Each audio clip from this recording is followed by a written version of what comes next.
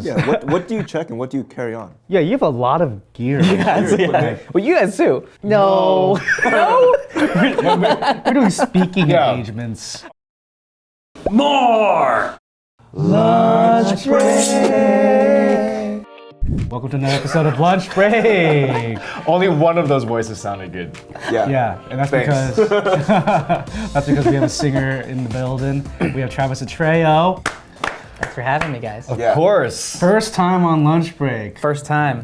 Yeah, we've known Travis for a really long time, and he's been involved in a lot of the Wong Fu world already. In many different ways. Yeah. On one And many hand, different names. Yeah, well, first of all, I still remember you as Travis Graham, as part of New Heights, the band. That's right. Somewhere along the way, Graham became Atreo. That's true. Like a typo, easy typo. Yeah, because they're so similar, right? No, but Atreo is actually my first name. So, like, Filipino families have always hyphenated their kids' names. Oh, is that why there's so many like AJs? Yes. KJs? 100%. RJs? Me and my brothers, we all have hyphenated first names. So my first legal name is Travis Atreo. Oh. And I always thought, oh, that'd be a really cool name. Because Atreo sounds like a last name. Does it? It does. I mean, to non-Filipinos.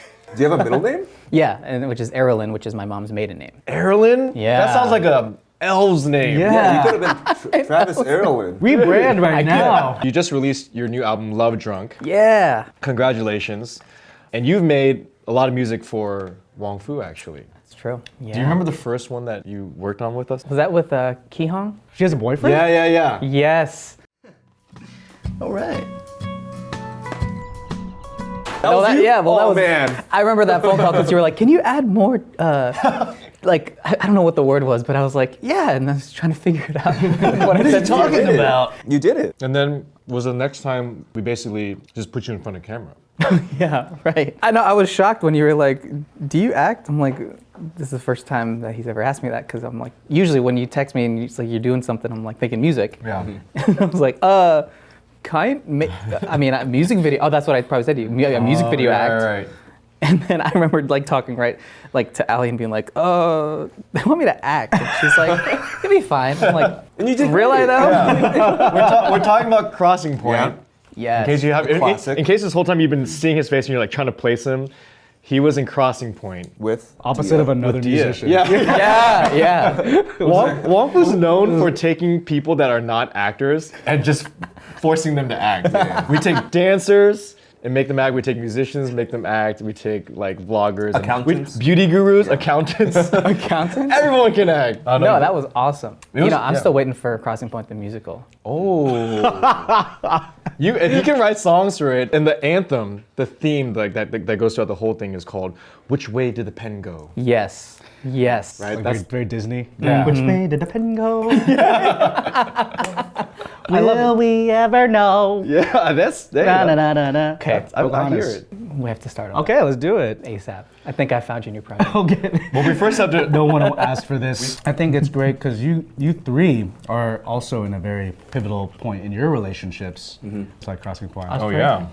You all three Are engaged got to each other. engaged last year. Yeah. All together. Yeah, to each other. Yeah, to each other. the first time in human history. No, I'm really happy for you. So Thanks, your man. Me fiance too. is the wonderful Ali Maki. Ali Maki. Maki, excuse me, because Maki is like in sushi, roll. right? Yeah, it's true. She brought it up before. Yeah. That's one of her favorite She's things been on to say. lunch break. Yeah. I said it like an American. Like technically, my last name's Wong, but people say Wang. So Do they I let really? it go. I mean, it is. I mean, I don't blame them. It's Still people call me Atreo.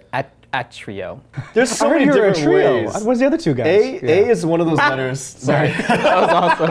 I just got Oh, that was great. Oh, sorry. That was awesome. Travis Atreo. That's the dad joke of the day. Okay. Hashtag that. Ali is also part of the Wong Fu world. Yes. Yes. We met her before you. Yeah, you guys knew her way. Yeah, before I did. I think the first thing we ever did with her was Recess Court. And then she was in Company Yeah. Car. Oh, and she was also in Creepers Romantic. Hilarious. She's been a huge supporter of us for a very long time. So, I mean, now she's in Toy Story 4. Yeah. She's in a Marvel show. It's true. You guys are an amazing creative power couple. Oh, thank you. Are you excited to get to that next level? The next level. We're kind of at this point where we're like, yeah, I mean, we've been together for so long, and it feels right. Yeah. You know what I mean? It's not like a forced thing at all. It just feels like, yeah, we should take that next step. But you guys are so busy right now because she's shooting, constantly, and you're about to go on tour, right? Yeah. Where are you planning on going? I signed a distribution deal with Warner Music Philippines in Oh. September. What's great about that is, I tell artists all the time, just keep your masters, like hold on to your masters as much as you can, because that's really where your power is. I have a deal with them. They market worldwide, and especially Southeast Asia, where a lot of like the majority of my fan base is. I'll be doing a promotional tour in April, going to Manila, supposed to be doing like TV shows, performances, and then we go to Jakarta to do kind of the same thing. Are you going to be doing any U.S. domestic North American shows? We're planning an LA show right now in April before we go, and then planning a tour for summer and fall around the U.S. Was it last year that you did like this thing called a house tour? Oh, right. Yeah. So cool. Yeah. Can you explain that to me, like how that works? Because I was like so fascinated. It was this really cool concept that Amanda, she's on the team as well. Her friend wrote a book about doing a house tour, and she's been doing it every year with her husband for like every summer for the past like 5 years. Okay. And it's really lucrative for them. I was like, oh, we should do this, because especially growing up Filipino, there's so many house parties that you go to every weekend. And then, growing up in the church too, so there's like house parties, and then there's Bible studies, and then there's music, so there's just like all these weekly activities. Oh, okay. And so we were talking about it, we were like, we should just take that concept, and then, because if the fan base and the support is already there, let's just go. You literally go to someone like a house. Yeah. What So if they don't have the equipment, the seating? Oh, so I bring all the gear. Okay. Yeah, I have like a mobile rig, and then we bring it, and then they're responsible for the invites, because it's private, unless they want it to be public. But yeah, so then they're in charge of bringing all their friends and family and stuff. And at the end of the night, we ask kind of like just for a little donation type thing, because it's free, and everything that I do with my music is all about, like, for me, building bridges and building community. And I mean, that's something that I look up to you guys so much for, is that business has changed in that sense, where it's not about trying to convince anybody to buy a product. It's just like you just want to foster community and help people and give them opportunities. So it helps when they buy a product though sometimes. it does. So we can create more products. Yeah. Are you gonna do it for Love Drunk? The hope is to do like a tour, and then do a venue, and then the next morning go and play a house show at whatever city I'm in. Then we can kind of double up, and again, it's all just about creating that experience, because being an artist on YouTube and being like a YouTube musician is amazing, and I'm so thankful for it. But the thing that you do miss out on is just kind of that, what happens when it's like live.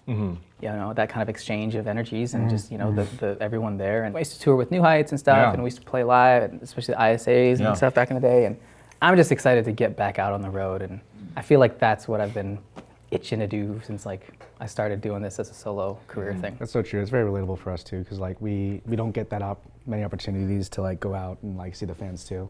Right. And then when you do, it's like, man, like you kind of miss it. Like that energy is something that whenever we come back from tour, like we're so invigorated, because getting the physical, tangible, like tangible sounds like we're like touching. We're touching them. We're like, oh, you watch this. Face to face. Yeah. It really does motivate you and inspire you in a different way. It's easy to get lost in the number game. So, because you're trying to figure things out, trying to figure out the next move, what's working, what's not. Yeah. But then it's just a good reminder of like, man, like this is really what a job, Right. Like what a job that we get to do. So speaking of travel, you probably have like a lot of travel stories, or a lot of preferences when it comes to travel. Yes. I want to get your thoughts on some of these things. Yeah. What do you check and what do you carry on? Yeah, you have a lot of gear. Well, you guys too. No. We're doing speaking engagements. Our events are super easy for us, like technically speaking. Really? Because we don't show anything. We're not like shooting anything live, Yeah, I do bring a lot of gear. Like I have this rack with me that has like kind of my in-ears and my interface and stuff, and I'm too scared to check it, so I have to bring it with me. And The then, guitar has to be carried on too, right? well, now I have a flight case for it, so I usually check my guitar now. But yeah, if you don't have one, do not check it if you don't have a flight case. What makes the flight case? It's just harder. Or more Yeah, protection? yeah. It's like think of a Pelican. Yeah, you yeah, know? yeah. I was watching like David So's story the other day. He was talking about, or people are kind of divided about reclining seats. on Oh, I planes. saw that. Oh, yeah. This was huge on Twitter. So there's someone that had the last seat on the plane, and that one can't recline, right? So the lady in the one before reclined. The guy behind her just kept punching her seat. Oh, And what? She was recording. She's like, and she just was taking it. You know, she's like, I'm not gonna, Oh back my down. gosh! Wow. And literally on Twitter, like people are like arguing about who's right. Yeah.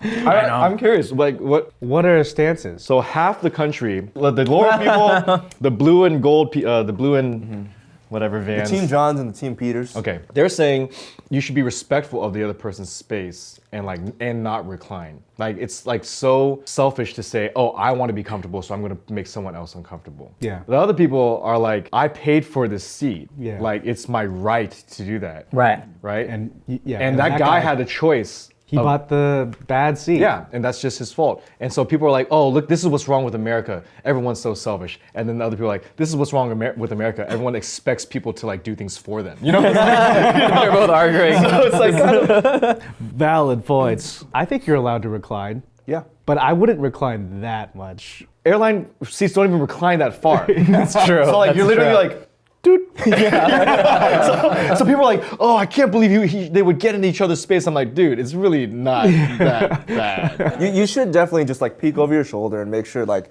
their head's not in a weird spot. Or So that's the thing. they don't have like a laptop or food. Because I had somebody recline Yeah, you're right. and like almost cracked my laptop screen. Same. That fast? It was like Yeah, really fast? Yeah, it was really fast. Like, oh, Because airlines have become so, they've changed like since like we were young. So Yeah. there's actually less space now. So Right. I feel like that's now why it's an issue. Because before it was never an issue.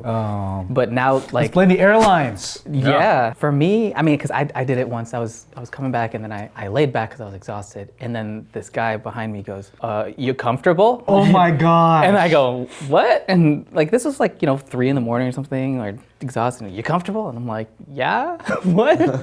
Especially when it's like that when he said it, late. I got up a little bit. No, see, fine. if they're gonna be a dick about it, But he fell asleep and then I just went. back. When it's like nighttime and like they turn the lights down, it's like everyone recline your seats. Everyone go to sleep. Right. if you're at a theater concert and someone stands, it's like, well, I guess I'll stand. gotta stand and now, then too. it's a ripple effect. Yeah. Right? It is, yeah. I've been on the receiving side, and at the end of the day, I'm just like, yeah, like that is your right. It's not my right to say you can't do that. Yeah, that's my Right. problem with it. But at the same time, I will feel bad when I do it. So actually, what I normally do is I'll look if other people in the same row did it. That's the thing. Right. You don't want to be the only chair popping out. Yeah, Because it looks yeah. weird. This lunch break just went totally completely into this debate. Oh my god. Okay, well, similar to this though, and I feel like there's a general consensus on this. If you're on a window or aisle seat, someone sits down in the middle, do you forfeit the armrest to them? Oh, no. What? What do you mean? I never think about it. And then afterwards, I feel really bad. Yeah, you should. I'm sitting there and I'm just like, and then I've gotten the guy where he's like knocked my arm off. I'm like, oh, geez. Knock your sorry. arm. My Man. bad. I feel like center, you are entitled to both because the window, you get a little room, you get to lean, and then aisle, you get a little bit of leg room. I and do lean agree. out too, right? I do agree. I've thought about this many times, like where having the open conversation in the beginning, it's awkward, but it's like, hey, it's okay if we touch. Because I feel like sometimes people don't And want they're like, what? Arms. Arms. That might be awkward.